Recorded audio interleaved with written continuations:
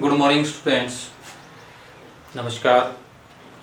पिछली वीडियो में हमने सेंटेंस के बारे में पढ़ा था। व्हाट इज सेंटेंस और सेंटेंस की पहचान। आज हम 8वीं क्लास का हमारा एक टॉपिक है, पहला ही लेसन है the best Christmas present of the world. तो इसी लेसन के साथ जो इसकी एक्सरसाइज है तो उसमें वर्किंग विद द लैंग्वेज जो एक्सरसाइज है तो उसमें 8वीं क्लास के बच्चों को ये सीखना है कि व्हाट इज नाउन फ्रेज। तो नाउन फ्रेज क्या है उसकी जानकारी आज हम पढ़ेंगे। नाउन फ्रेज को जानने से पहले हमने फ्रेज के बारे में जानना है। व्हाट इज फ्रेज, फ्रेज की डेफिनेशन और साथ में ही व्हाट इज क्लॉज, क्लॉज की डेफिनेशन इसके बाद हम पढ़ेंगे। तो सबसे पहले हम देख लेते हैं बच्चों तो फ्रेज। हम कह सकते हैं phrase is a group of words which makes sense but not complete sense. जैसा कि हमने सेंटेंस की डेफिनेशन पढ़ी थी, sentence is a group of word which make complete sense. इसमें थोड़ा सा अंतर हमने क्या करना है, phrase is a group of words which makes sense but not complete sense. ये सेंस तो फ्रेज क्या है, फ्रेज एक शब्दों का समूह है। शब्दों का समूह तो वाक्य भी होता है और शब्दों का समूह फ्रेज भी है, लेकिन जो वाक्य है वो पूरा अर्थ रखता है, कंप्लीट सेंस रखता है। यहाँ पे जो फ्रेज के बारे में हम कह सकते हैं कि अर्थ तो रखती है लेकिन पूर्ण अर्थ नहीं रखती, तो उसको हम फ्रेज कहते हैं। बट नॉट कंप्लीट सेंस से आपको इसकी डेफिनेशन याद रखनी है। सेंटेंस के डेफिनेशन के साथ इसकी डेफिनेशन में हमने ये जोड़ देना है बट नॉट कंप्लीट सेंस। तो इसके जो उदाहरण हैं इसके कुछ सेंटेंस हम देख लेते हैं। The sun rises in the east, the sun rises in the east. तो यहाँ पे जो अंडरलाइन वर्ड्स है इन द ईस्ट, अगर इसको अकेले हम यूज करेंगे, अकेले स्वतंत्र रूप से इन्हीं शब्दों को यूज करेंगे तो इसको हम ग्रुप ऑफ वर्ड्स तो है, ये शब्दों का समूह है, लेकिन ये कंप्लीट सेंस नहीं रख रहा जब तक हम इसके साथ कोई सब्जेक्ट या इस प्रकार से दूसरा ऑब्जेक्ट नहीं जोड़ते। तो ये इन द ईस्ट यहाँ पे एक फ्रेज, इसकी पहचान करनी है। अकेले इन तीनों शब्दों का पूरा अर्थ नहीं निकलता। दूसरा, Humpty Dumpty set on the wall. तो यहाँ पे भी सेट ऑन द वॉल ये फ्रेज है, ये ग्रुप ऑफ वर्ड्स है। तीसरे वाक्य में he has a chain of gold. तो यहाँ पे अ चेन ऑफ गोल्ड भी एक फ्रेज है, ये भी ग्रुप ऑफ वर्ड्स है। तो अगर इसको ही हैज को हम यहाँ से रोक लें तो हम कहेंगे a chain of gold group of words है, लेकिन कंप्लीट सेंस नहीं रखते। तो इसको हम जान लें फ्रेज क्या है। फ्रेज दोबारा से, phrase is a group of words which makes sense but not complete sense. बच्चों हम क्लॉज के बारे में जानते हैं। द क्लॉज, क्लॉज क्या है?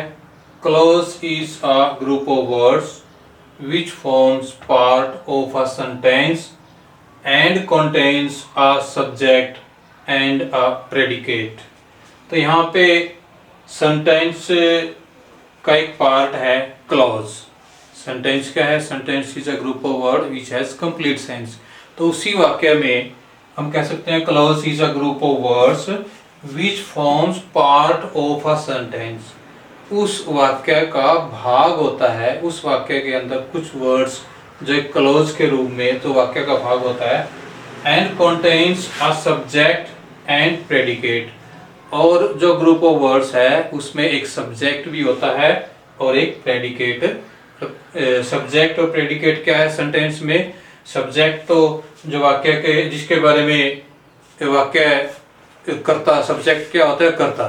तो जैसे इसमें हम कह सकते हैं he has a chain of gold. तो किसके बारे में बताया गया? ही के बारे में बताया गया। और has a chain of gold ये सारे का ज़्यादा जो हिस्सा है वो प्रेडिकेट है।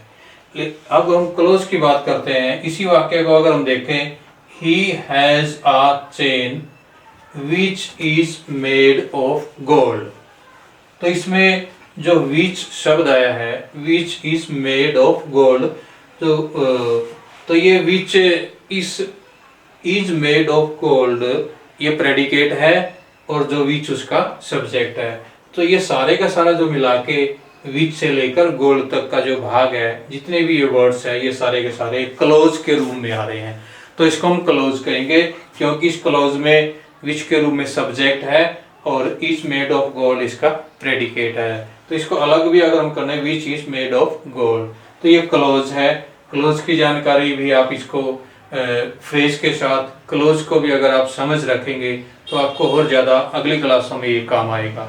लेकिन हम इस पार्ट में जो मुख्य रूप से हमारा इस पार्ट को पढ़ने का जो 8वीं क्लास के बच्चों के लिए नाउन फ्रेज की जो एक्सरसाइज थी, उसको अंडरस्टैंडिंग के लिए ही हमने ये पहले आपको फ्रेज और क्लोज के बारे में बताया। अब हम नाउन क्लोज के बारे में पढ़ते हैं। व्हाट इज नाउन क्लोज, उसके बारे में जानकारी लेते हैं।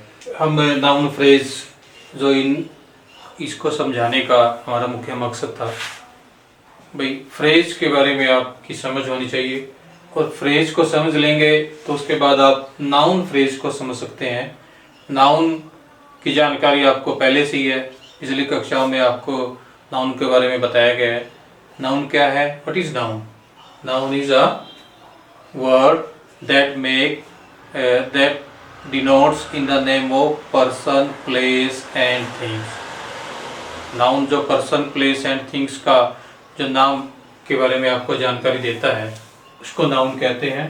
पिछली कक्षा में आपने नाउन की डेफिनेशन पढ़ी, टाइप्स ऑफ नाउन भी पढ़े, लेकिन नाउन के साथ हम इसको नाउन फ्रेज को हम इस तरीके से, इसकी जो डेफिनेशन है उसको समझे पहले। इट इज अ वर्ड और ग्रुप ऑफ वर्ड्स। ये वर्ड्स भी अकेला शब्द भी हो सकता है और शब्दों का समूह भी हो सकता है। A group of words containing a noun, जिसमें एक संज्ञा हो, नाउन हो, and functioning in a sentence, और उस वाक्य में इसका कार्य हो, as a subject, object और prepositional object। उस वाक्य में नाउन जो है सेंटेंस में आया है, वो उस सेंटेंस का सब्जेक्ट के रूप में, ऑब्जेक्ट के रूप में और प्रीपोजिशनल ऑब्जेक्ट के रूप में, अगर उस सेंटेंस में फ्रेज के रूप में नाउन के साथ मिल के आएंगे जो शब्द, ग्रुप ऑफ वर्ड्स, वो नाउन फ्रेज कहलाएंगे। तो दोबारा से इसको हम पढ़ते हैं। इट इज अ वर्ड और group of words containing a noun and functioning in a sentence as a subject, object और prepositional object। जो 8वीं क्लास का जो लेसन है, the best Christmas present of the world, तो उसके पेज नंबर 18 पे और 19 पे जो एक्सरसाइज है नाउन फ्रेज की जो आपने कंप्लीट करनी है, तो उसके बारे में पहले इनको अगर आप समझ लेंगे तो अपने आप उसको, उस एक्सरसाइज को कंप्लीट कर सकते हैं अपनी समझ के अनुसार। तो हम इसका उदाहरण देखते हैं। I took out a small tin box।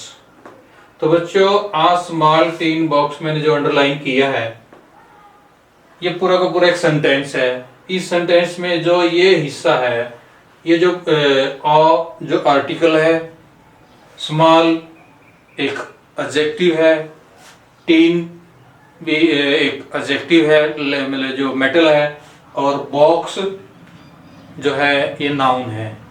तो इस नाउन के साथ इसकी विशेषता प्रकट करते हुए एक ग्रुप ऑफ वर्ड्स आ रहा है जो इस नाउन का ही एक भाग है, जो इसमें विशेषताएं जोड़ रहा है। तो ये जो सारे शब्द है, इस का जो वर्ड्स है, ये 4 वर्ड्स मिलके एक नाउन फ्रेज का काम यहाँ पे वाक्य में कर रहे हैं। ऐसी ही पहचान आपने करनी है किसी भी सेंटेंस को देख के। नाउन के साथ जो शब्द आए हैं, और इसमें बताया भी गया है जो सेंटेंस मतलब फंक्शनिंग इन अ सेंटेंस, वाक्य में नाउन फ्रेज की आपने पहचान करनी है। अगर वाक्य में खालिस्तान दिया गया तो उसमें नाउन फ्रेज आपने कंप्लीट करनी है। तो I took out a small tin box. दूसरी बात यहाँ पे ये भी महत्वपूर्ण है कि नाउन के साथ हम यहाँ पे देख पा रहे हैं तो 3 एडजेक्टिव बताया गया है। 3 एडजेक्टिव लगातार उससे पहले आ सकते हैं, 3 से ज्यादा नहीं आ सकते। और इसमें यहाँ पे जो आर्टिकल है वो भी एडजेक्टिव का ही काम कर रहा है, आ स्मॉल टिन बॉक्स। तो इसको आप अच्छी तरह समझेंगे। दूसरे वाक्य में हम देखें, आई सा अ black zebra at the zoo. तो यहाँ पे आ ब्लैक जेब्रा, जेब्रा नाउन है और ब्लैक उसकी विशेषता है, काला रंग है। आ एक है, एक ब्लैक जेब्रा मैंने देखा है जू में। तो ये यहाँ पे जो ये तीनों शब्द है ये भी नाउन फ्रेज का काम कर रहे हैं। तो 2 उदाहरण मैंने आपको दिए हैं। ज़्यादा उदाहरण के लिए ये वीडियो ज़्यादा बड़ी बन जाती है, तो मैं समझूंगा कि आप नाउन फ्रेज को अच्छी तरह समझेंगे इस तरीके से। तो फ्रेज और उसके बाद नाउन फ्रेज, और इसमें जो एडजेक्टिव के रूप में जो शब्द है उनका भी प्रयोग हो सकता है नाउन के साथ।